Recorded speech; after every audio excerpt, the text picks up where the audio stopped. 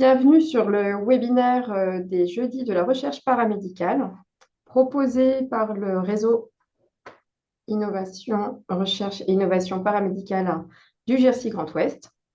Donc aujourd'hui, la parole est donnée à Romain Pichon, qui est kinésithérapeute, docteur en sciences du mouvement, et qui va donc nous présenter son parcours en tant que chercheur et son travail de recherche qui porte sur le thème des modifications de l'équilibre des personnes avec BPCO, un état des lieux et traduction dans le quotidien. Bienvenue Romain, la parole t'est donnée. Bonjour à toutes et à tous, bonjour Cathy, bonjour à tout le monde. Merci dans un premier temps au GRC Grand Ouest et au réseau Recherche Innovation Paramédicale de me donner l'opportunité de parler de mon parcours professionnel dans un premier temps et puis le lien avec la recherche dans mon parcours et également dans un second temps de ma programmation de recherche sur les dernières années. Donc du coup, je vais dans un premier temps défiler un petit peu le parcours qui a été le mien, et puis dans un second temps, je ferai un focus un petit peu plus précis sur les recherches que tu as évoquées en introduction, qui tournent essentiellement autour de l'équilibre effectivement dans les pathologies respiratoires. Donc pour démarrer un petit peu, j'avais choisi de remonter jusqu'à ma période où j'étais étudiant. J'ai été donc étudiant à l'IFPEC Rennes. J'ai fait des études de kinésithérapie à partir de 2007, entre 2007 et 2010. Donc ça a été une période qui a été très intéressante et qui a forgé certaines choses de mon côté, puisque déjà étudiant, alors c'est pas tout à fait la même période, on a quelques années avant aujourd'hui, on n'avait pas les mêmes connaissances, notamment scientifiques, dans les métiers de la rééducation. Quand j'ai été étudiant, j'avais rapidement eu la perception, bien que on manquait peut-être dans certains domaines de preuves scientifiques et que j'avais des doutes finalement sur la façon dont on pouvait soigner les personnes, la façon la plus optimale dans laquelle on devait finalement se placer pour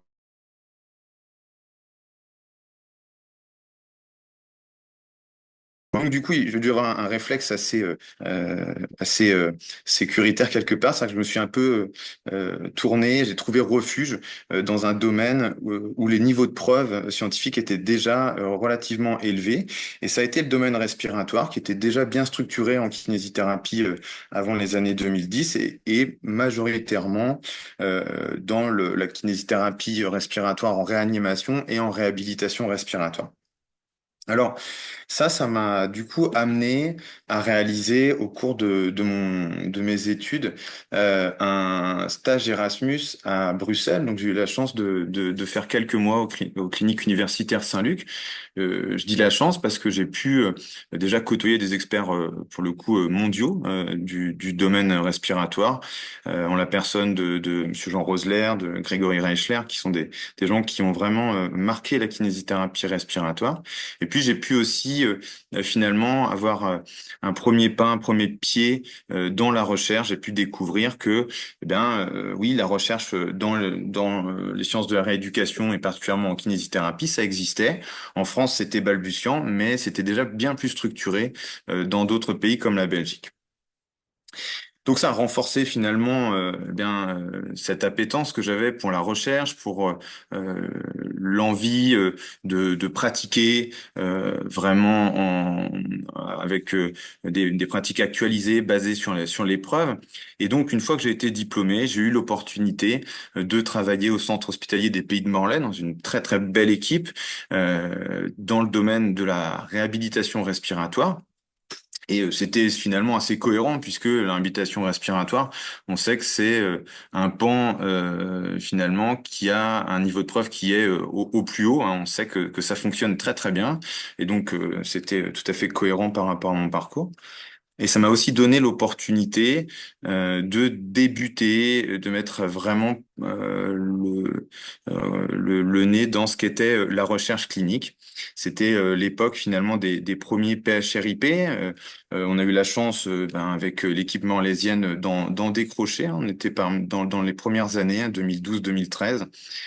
Et donc, ça a été extrêmement formatif. J'ai pu finalement me former sur le terrain à la recherche, en allant cocher un petit peu toutes les cases, réalisant des posters, en, en faisant des communications en congrès, les premiers articles en France, à l'international. Donc, extrêmement formateur. Et j'en profite aussi pour remercier en passant notre chef de service qui était Catherine Lebert, et puis mes collègues qui étaient Loïc Perran et Marc Beaumont, qui sont aussi des personnes qui ont contribué dans ce réseau. Et je crois que Loïc avait déjà également fait ce webinaire.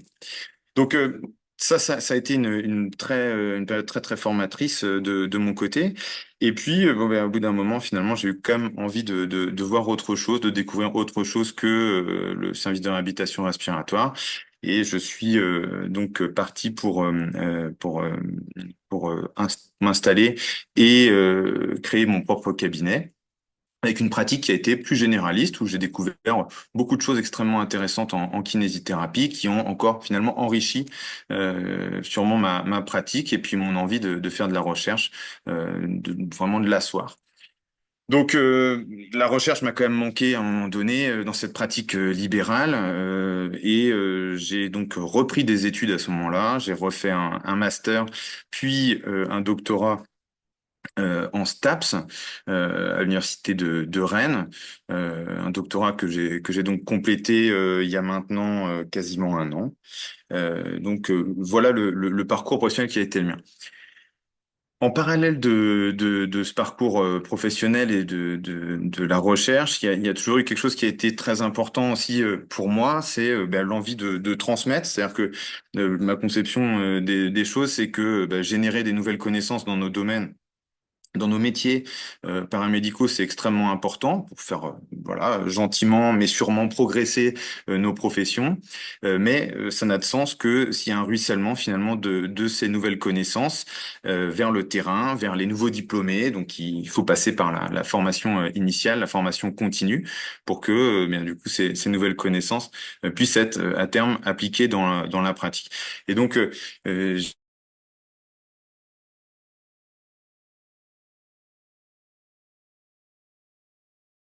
IMK, donc les instituts de formation masso-kinésithérapie de Brest, puis de Rennes, puis être formateur résident, et aujourd'hui, donc je suis à l'IFPEC, je suis donc formateur-chercheur et j'ai aussi un rôle de coordination de l'équipe recherche, ce qui est donc hyper intéressant pour vraiment mettre la recherche au cœur des enseignements pour nos étudiants, mais aussi pour aider les formateurs à avancer, à garder des pratiques qui sont actualisées.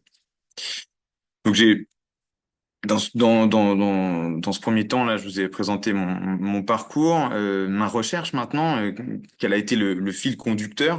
Il y a quelque chose qui me semble important dans ma recherche, c'est finalement cette espèce de boucle. Enfin, j'appelle ça une boucle, c'est-à-dire que toutes les recherches qu'on fait, qui ont été les miennes en tout cas, sont parties de questionnements cliniques pour revenir vers la clinique, essayer d'apporter des informations, des éléments de réponse aux cliniciens. Et donc, finalement, le grand pan de ma recherche, il débute sur un constat empirique, un jour où j'ai l'impression, quand je travaille dans ce service de réhabilitation respiratoire, que mes patients atteints de BPCO, j'ai l'impression que, certes, c'est une pathologie respiratoire, mais je me dis, tiens, j'ai quand même l'impression qu'ils ont également un équilibre qui est moins bon. Ils me rapportent qu'ils ont des chutes qui sont assez fréquentes, et donc c'est un petit peu quelque chose qui me questionne. On en parle avec les collègues, et puis dans une démarche finalement de pratique basée sur les preuves, ce que je fais, c'est que je vais regarder la littérature scientifique sur le domaine. Et je m'aperçois que je suis pas le seul finalement déjà à me questionner sur le sujet, qu'il y a plusieurs auteurs qui ont déjà réalisé des études sur le sujet. Et au-delà de ça, eh bien, il apparaît qu'effectivement, l'altération de l'équilibre, c'est quelque chose qui est fréquent chez les personnes qui sont atteintes de BPCO. Ça, c'est quelque chose qui est quasiment établi déjà à ce moment-là, mais il y a beaucoup d'autres questions qui restent ouvertes. Donc, de notre côté, Voilà, moi, je travaille à ce moment-là dans un service de réhabilitation respiratoire. Donc, la première question qu'on se pose finalement par rapport à ce sujet, c'est de se dire que, étant donné qu'on a déjà en place dans le service une intervention qui a fait ses preuves pour améliorer la capacité fonctionnelle, la capacité à l'exercice et la qualité de vie de nos patients atteints de BPCO, il se peut que, vu les ingrédients qu'on y met, il se peut que cette intervention elle ait également un effet sur l'équilibre de nos patients. Donc, on essaie de vérifier ça. On met en place une investigation. On regarde finalement sur une étude observationnelle. On fait faire des tests d'équilibre avant et après un programme de réhabilitation respiratoire à une vingtaine de nos patients à l'époque. Et on observe que certains, mais pas tous, certains tests d'équilibre bougent positivement, s'améliorent après l'intervention de réhabilitation respiratoire. Et c'est pas toujours constant. Et puis quand on regarde le détail, en fait, on voit aussi que certains patients, ils ont une amélioration sur les tests qui est assez significative, mais d'autres, ils sont en deçà de ce seuil que l'on appelle la différence minimale cliniquement intéressante. Ça veut dire que pour au moins un tiers d'entre eux, la différence, ils ne vont pas la ressentir, elle va pas être cliniquement pertinente. Donc, c'est intéressant, ça nous donne des résultats qui ont une pertinence clinique. Et on va essayer d'en tirer des implications directes. Déjà, on s'aperçoit assez rapidement que nos résultats sont corroborés par un autre travail d'une équipe canadienne menée par Marla Beauchamp, qui trouve des choses assez similaires sur une architecture d'études également similaire. Et puis donc, ça nous dit c'est quoi? Ça nous dit au final, en termes d'implication clinique, ça nous dit que la réhabilitation respiratoire, a priori, elle ne suffit pas comme intervention seule pour obtenir des bénéfices fermes et cliniquement pertinents en termes d'équilibre pour nos patients, et que il faut que l'on puisse proposer une intervention spécifique aux personnes en ayant besoin. Et ça, c'est finalement le point de départ des investigations en recherche sur l'équilibre que l'on a mené. Et donc, par la suite, j'ai pu continuer dans le domaine.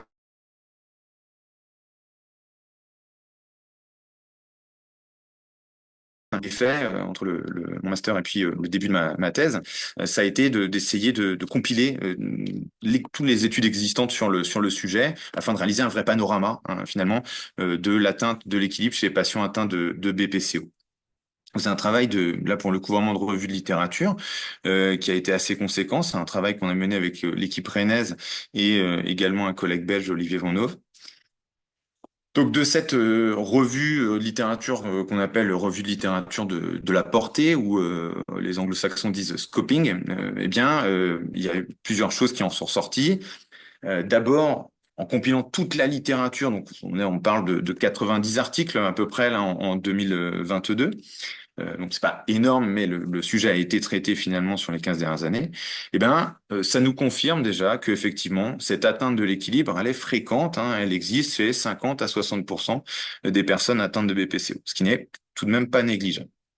Deuxièmement, en regardant les résultats dans cette scoping review, on conclut que cette atteinte, elle peut être polymorphe, c'est-à-dire que les présentations cliniques de l'atteinte de l'équilibre peuvent être vraiment différentes d'un individu à l'autre, et qu'il faut pour la personne, le thérapeute, le clinicien qui va intervenir, être conscient de ça, parce que de nombreux composants finalement de l'équilibre ont le potentiel d'être touchés dans cette atteinte dans le cadre de la BPCO.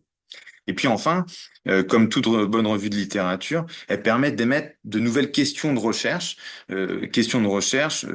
qui ont été intéressantes et qui ont guidé finalement aussi le reste de ma thèse.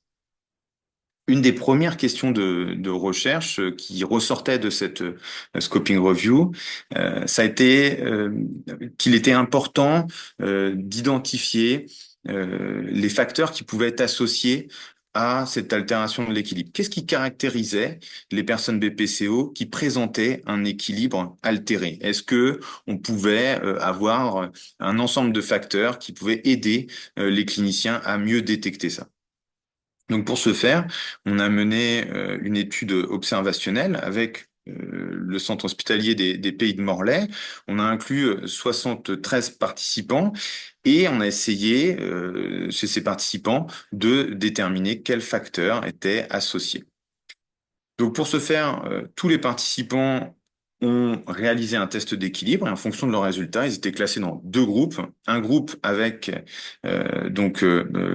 quand les scores étaient en dessous des normes, les participants étaient classés dans le groupe avec un contrôle postural, un équilibre qui était réduit, et si les scores étaient corrects, dans le groupe préservé. Alors, quels étaient les facteurs qu'on retrouvait? D'abord, l'un des facteurs principaux qui était associé avec l'altération de l'équilibre chez ces personnes, c'était la présence d'une qualité de vie liée aux symptômes respiratoires qui était altérée. C'est-à-dire les symptômes respiratoires qu'on retrouve dans le cadre de la BPCO, c'est très majoritairement l'essoufflement qui a joué un rôle extrêmement important.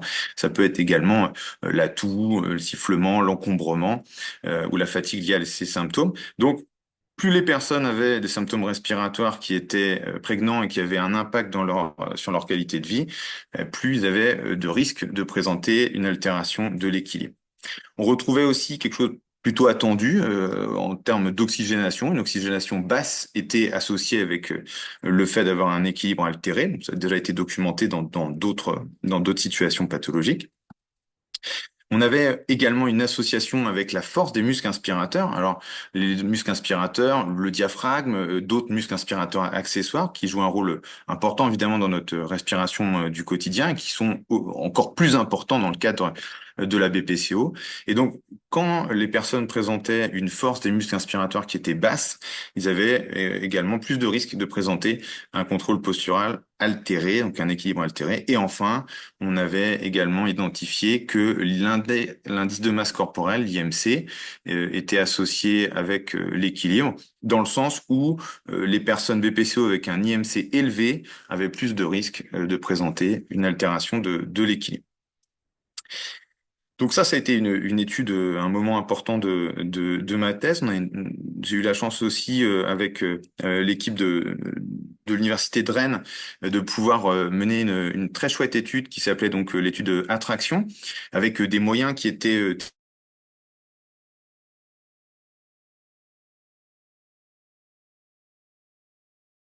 aux personnes atteintes de BPCO, puisque on avait une autre question qui nous semblait importante à traiter, c'est si des troubles de l'équilibre il y a, eh bien, comment se manifestent ces troubles au cours d'activités de la vie quotidienne, activités de la vie quotidienne qui sont évidemment extrêmement centrales chez les personnes atteintes de BPCO. Donc, on a utilisé l'analyse tridimensionnelle du mouvement, c'est-à-dire que on équipe nos participants de petits marqueurs rétro-réfléchissants, comme vous voyez sur cette image. Et puis, à l'aide de caméras qui sont disposées dans le gymnase où on effectuait des mesures, on pouvait, derrière, par traitement informatique, reconstruire en 3 dimensions les trajectoires de ces différents marqueurs et obtenir des paramètres qui renseignent le contrôle postural, donc l'équilibre, notamment autour des paramètres de déplacement de centre de masse. Ce qu'on demandait à nos participants, c'était de réaliser des tâches qui étaient assez proches de leur quotidien, en fait. Des choses relativement simples, mais qui pouvaient représenter des activités rencontrées vraiment au jour le jour. Donc voilà, représenté sur cette diapositive, vous avez le protocole. Donc c'était une séquence d'activités de la vie quotidienne avec des transferts assis debout, le fait de marcher sur quelques mètres, de monter, descendre des escaliers, puis de manipuler également des objets sur une étagère jusqu'au sol. Et on demandait à nos participants de faire ça 3 fois. On avait des participants atteints de BPCO, et puis on a comparé nos résultats avec des participants qui n'avaient pas de BPCO, afin de voir si il y avait des différences, et s'il y avait des différences, quelles étaient ces différences.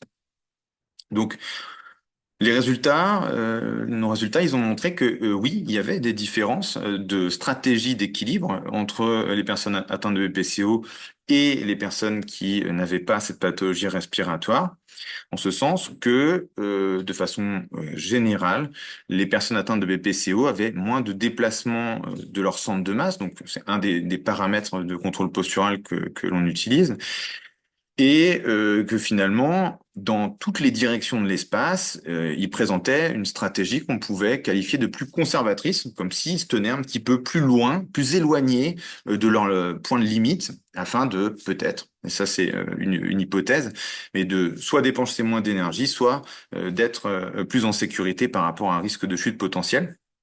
Ce que je vous dis là, ça reste des hypothèses, des interprétations de ma part. Il faudra évidemment tester ces hypothèses et les affirmer si tel est le cas.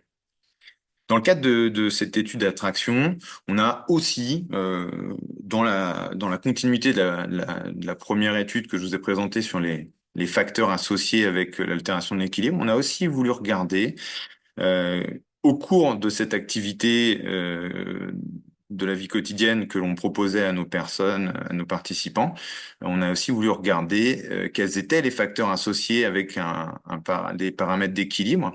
Et encore une fois, il ressortait de façon assez forte que le paramètre qui était le plus associé, c'était vraiment l'essoufflement des personnes. C'est-à-dire que plus les participants étaient essoufflés, plus leur équilibre était modifié. Donc ça corroborait un petit peu les résultats d'une étude précédente, mais et ça semblait assez logique, c'était plutôt attendu, mais ça nous donne vraiment des renseignements intéressants pour et de futures études et des implications cliniques au décours. Pour terminer ce point sur la recherche, deux choses. Donc les implications, les grandes implications cliniques finalement des dernières recherches qu'on a réalisées sur le sujet. Déjà, on veut vraiment rappeler, et je pense que c'est quelque chose qui est important d'avoir en tête pour toutes les personnes qui sont impliquées auprès de personnes atteintes de BPCO, que oui, on a une pathologie qui est respiratoire, on sait que c'est une pathologie qui est très complexe, qui peut être un peu systémique, donc toucher beaucoup de systèmes d'organes différents. Mais oui, l'altération de l'équilibre, c'est présent chez ces personnes-là et c'est fréquent. Je le répète, on estime actuellement qu'on est entre 5 et 6 personnes sur 10 atteintes de BPCO qui vont présenter une altération franche de leur équilibre. Donc c'est tout de même vraiment pas à négliger. L'altération de l'équilibre peut, je l'ai déjà dit, prendre des formes très diverses et toucher beaucoup de composants différents de l'équilibre. Et l'implication de ça, en fait, c'est que ben, pour les personnes qui vont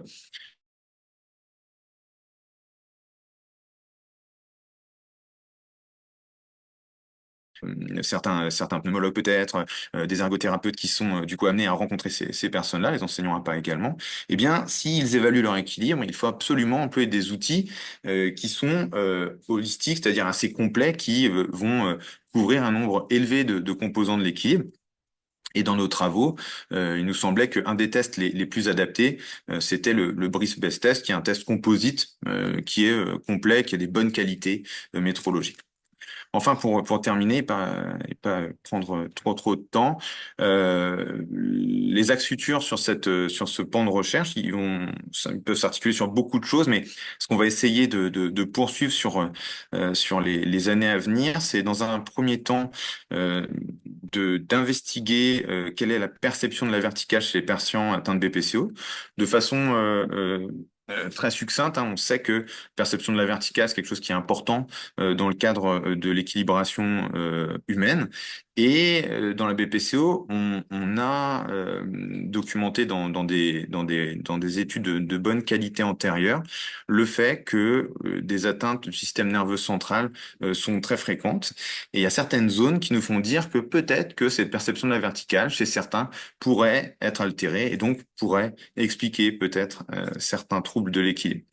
Et puis, un axe très intéressant et qui est cliniquement extrêmement pertinent à notre sens, c'est d'essayer de pousser pour explorer le lien entre la dyspnée, c'est-à-dire l'essoufflement, et l'équilibre de ces personnes.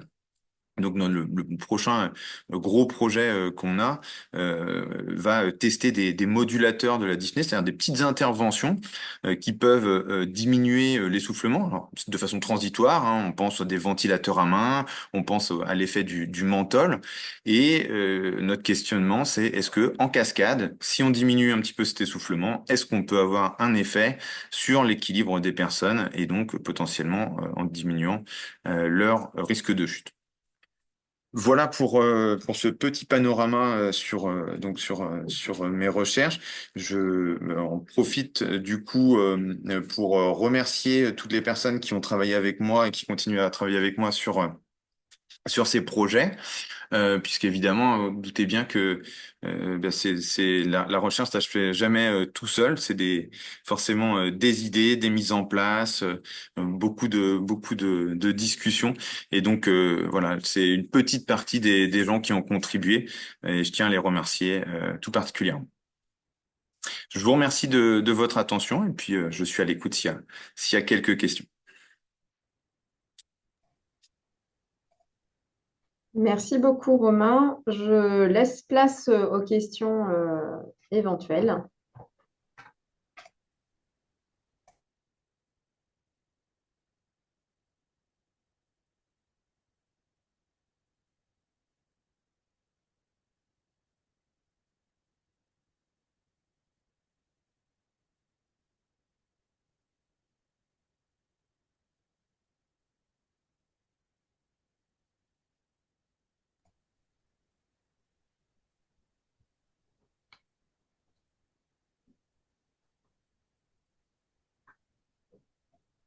Alors, s'il n'y a pas de questions, moi j'avais une petite question, Romain, mais peut-être euh, que finalement les facteurs de détérioration, enfin, qui peuvent contribuer à la détérioration de l'état d'équilibre des patients, est-ce que vous avez évalué la prise de certains traitements ou est-ce que c'était déjà dans des critères d'exclusion, de non-inclusion? Ouais, c'est une excellente question. Alors dans l'étude où on regardait vraiment les déterminants, c'était pas quelque chose qui était analysé. Mais effectivement, on peut penser qu'il y a plusieurs interactions médicamenteuses, de la polymédication qui pourraient vraiment contribuer à ça. Et ça a été d'ailleurs documenté dans d'autres études avec un design, une architecture un petit peu similaire à la nôtre. Donc effectivement, on peut penser que ces facteurs-là, comme finalement dans la population générale, vont jouer un rôle. Mais du coup, ça appelle un peu finalement la deuxième partie de ta question, c'est aussi que on voulait essayer d'identifier des facteurs qui étaient assez propres à la pathologie, en se disant, on est sur des populations qui sont tout de même vieillissantes, donc